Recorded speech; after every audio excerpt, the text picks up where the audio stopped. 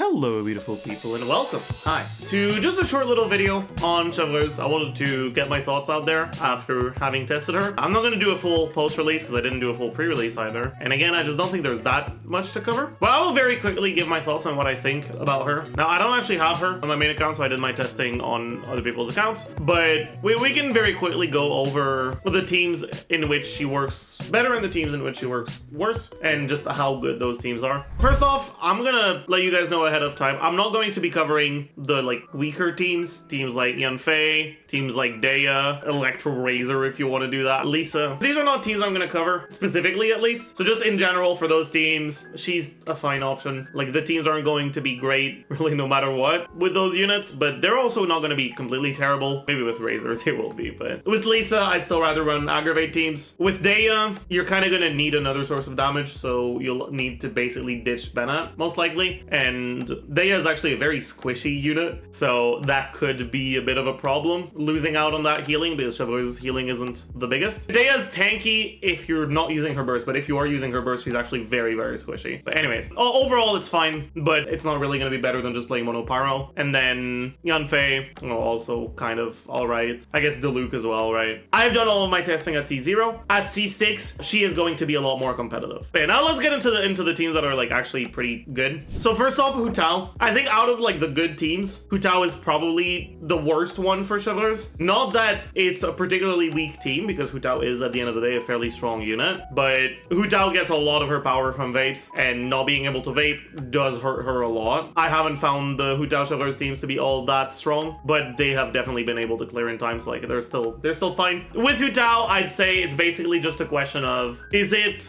going to be the number one team you want to do with Hu Tao? Definitely not. But if you really need Cyno on the other side, can it work? Yeah, it can. Next, Cyno. I tried a few Cyno teams, but there was none that I could really make work. I really think Cyno is very much more a unit that wants to be played with Dendro teams than non-Dendro teams. His kit is just too synergistic with the Dendro reactions, so that's really what I would stick to. In terms of how well they performed, they performed okay, but very underwhelming. Raiden, I felt that the Raiden teams were actually pretty good. With Raiden, I think that you really want to play Xiangling in Chevreuse teams basically always, because otherwise you kind of struggle to get a lot of value out of your Chevreuse passive, because without an off-field pyro, you don't have great uptime on it. But also just Xiangling does a lot of damage, especially when you get that pyro shred. I'd definitely gravitate towards the Raiden Xiangling teams with Chevreuse, and then your last slot generally should be Bennett. And then it's a question of how that team compares to Raiden Hyper and Raiden National, I guess. It's not as good in single target as Raiden National from what I've seen. Although it is fair to say that this Abyss is kind of skewed towards Vape Xiangling teams, because you get a lot of double hits on huge mobs. When enemies are big enough, Xiangling's Pyronado can hit them twice every time it spins around her, and a lot of the enemies in this Abyss are big enough for that, which obviously is going to make her a lot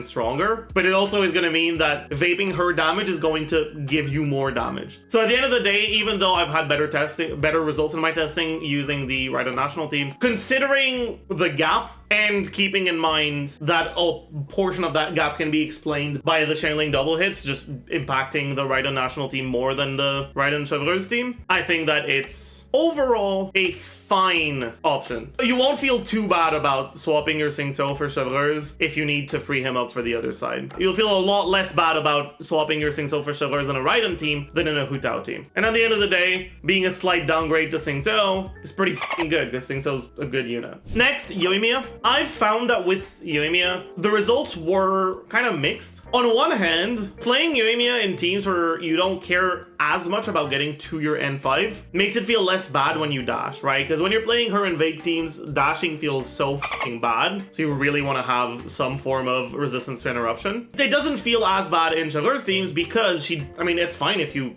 dash after your N4, because you're not going to be vaping a big N5 hit or f***ing over your ICD. On the other hand, it's a lot harder to fit good defensive utility options with Yoimiya that are synergistic with the sub that Yoimiya wants to do. So obviously, if you look at the defensive options that you have here, like the defensive options that provide resistance to interruption, which is generally the most important part of defensive utility for Yoimiya. You have Toma, you have C4 Yanfei, I guess technically you have Deya, and you have Beidou. Out of those, Toma doesn't really provide much other than that defensive utility, so you don't really want to be using him. It's fine, but it's not ideal. Beidou is going to be the best option, but Beidou has the downside of being a lot less good in single target, and Yoimiya shines in single target. I think that the Yoimiya, Beidou, Fischl, Chevreuse team is a pretty okay, quote-unquote, all-rounder team for Yoimiya, where when you're in AoE content, you won't feel as bad as you do in the teams where Yoimiya is the only real source of damage, but they also won't be as good in single target. I found that it's the teams that fit in defensive utility options in single target tend to not feel the greatest with Chevreuse, and I'd probably much rather be playing a non-Chevreuse team when that's the case. But even then, right, you can still play Beidou in single target and it still works. It's not as good, but it still works. So overall, with Yoimiya, I think that there are definitely situations where Chevreuse teams are side grades or even upgrades to other available teams. So that's definitely one of the more synergistic characters. But there is the downside of restricting your defensive utility options, which can make you a lot more vulnerable. So you have to be careful with that. Next, Klee. I did a bit of testing with Klee, and I am not very familiar with Klee's cancels, so take all of this with a huge grain of salt, but with very suboptimal cancels, I got significantly better results out of running a Klee Farina team than a Klee Chevreuse teams. Like, very, very noticeable clear time differences. I just don't think they're the best. If you don't have Farina and you're comparing it to Klee Mono Pyro, I'd still rather run Klee Mono Pyro, but the difference isn't as big, so I think it's more up to you. And then I guess that leaves us with Lyney and Yai, which are actually the two characters that I've liked the most with Chevreuse. So first, Lyney. Lyney obviously has a passive that really cares about there being a pyro aura on the enemies. Now, when the enemies are affected by pyro, Fischl's electro application is actually not very high. She only becomes a monster of electro application when your on-field character triggers an electro-related reaction. If the enemy is affected by pyro and your on-fielder is Lyney, Lyney will never be the one triggering overload, Fischl will be. So if she's not on field, her application isn't bothersome enough to make you lose a lot of pyro aura uptime. However, it is very easy to lose that aura and to get an electro aura, and once you do get an electro aura, it's hard to get rid of. So with Fischl in Lyney teams, and right now I'm talking about Lyney Bennett Chevreuse, you can also do Lyney Xiangling Chevreuse, and it'll be alright, but I think that Lyney has a way to capitalize on the upsides of Chevreuse that makes him synergize even better with Bennett. So with Fischl, it works, and it is, in my experience from my testing, the strongest when things go right, but it's also the easiest for things to go wrong. Obviously, whenever your electro unit applies electro, it'll trigger overload, and unless you have 2 units of pyro on the enemy, it will remove your pyro, which means your next hit will not benefit from Lyney's passive. But from what I've seen, it still seems to be worth it, as long as you're not getting an electro aura. But that's one of the main reasons why you don't even want to consider double electro with him. So what is the upside of Chevreuse that Lyney can take advantage of the most? It's the way that the setups are done. So with Chevreuse, her attack buff when you fire a hold bullet from her skill, it lasts for 30 seconds, so it's basically an infinite duration. It'll last for your whole rotation no matter when you use it, as long as you use it every rotation. And her resistance shred can be reapplied while she's off field. Oh, she doesn't even need to swap into the field to apply the resistance shred. You just need to trigger overload. Those two things combined mean that you can very easily open your rotation. I mean, first you have to trigger overload, otherwise you're not going to get the attack buff, but trigger overload, swap to Chevreuse, use her skill, get the attack buff for 30 seconds, and then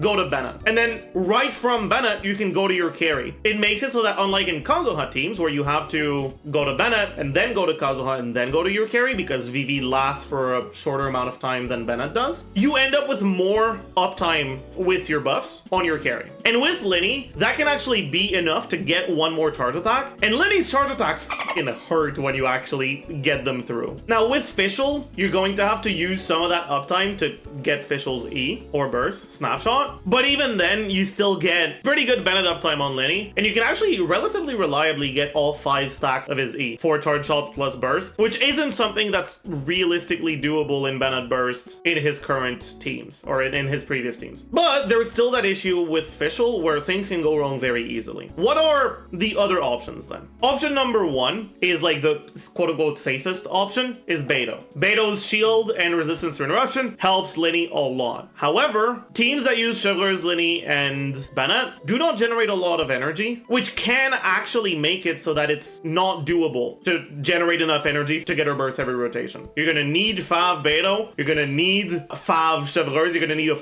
ton of ER on Beidou. If you can make it work, I would say that it's my favorite of the options, because that defensive utility makes it a lot more reliable to actually get your charge shots out, right? Anytime you get interrupted, your charge shot is gone. And sometimes enemies attack too fast for you to actually have the time to fully charge a charge shot between their attacks. Or you have time to charge one and then almost a second one, but just barely you can't. Lyney also procs Beidou, so like you don't have to worry too much about that. And when you're in single target, Beidou's electro application is very slow, so you don't have to worry too much about losing out on Pyro Aura uptime. Another option is actually Raiden, and it's funny because this is unironically EM Raiden on a non-Hyper Bloom team. You just use Raiden to have Electro. Literally, that's it. If all you care about is getting Electro, Raiden's the best choice because she's the one who is going to be doing it with the least amount of effort. You go into her, you press E, you swap out, you have Electro for your whole rotation. You're gonna have full uptime on Chevreuse. It is funny, but it's also reasonably good. For other options, they're obviously worse options. You can use Lisa, but you have the same issues as Beidou, but even worse because in order to generate her particles, you have to hold her E, which takes a long ass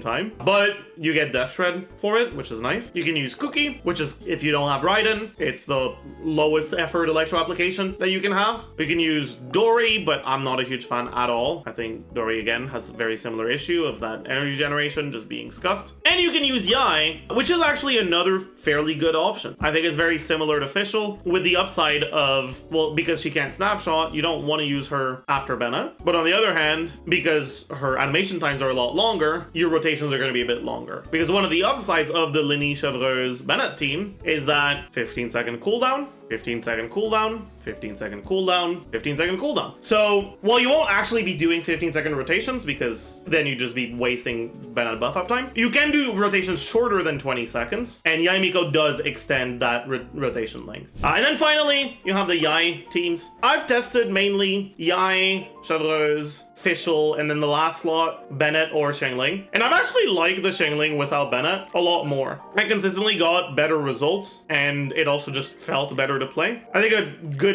portion of that is because Bennett and Chevreuse don't have off-field pyro, so being forced to swap back into them every 6 seconds is kind of cringe. And because Yai can't really benefit from Bennett that much unless you on-field her a lot because she doesn't snapshot. So I actually like the Xiangling version more than the Bennett version. This is also one of the teams that I've actually quite liked with her, where I felt like she was actually earning her place. But yeah, that basically does it for the things that I managed to test so far. Despite me really disliking her design and how restrictive it is. I mean, again, right, I very much disliked the same thing for Nilo. Like, artificially just having a clause in your ability description that says, hey, my kit doesn't work if you have a Geo unit in. I don't like that because I feel like it hinders creativity and team building, and it also hinders players' ability to play units they like and units they've built. So that's something I really, really don't like from a design perspective. But despite that, she is still a good unit. So if you got her going for Raiden, if you got her going for Yoimiya, there's definitely teams you can use with her. That's gonna be it for the Chevreuse first impressions, and I'll be seeing you guys in the next one. Bye, YouTube.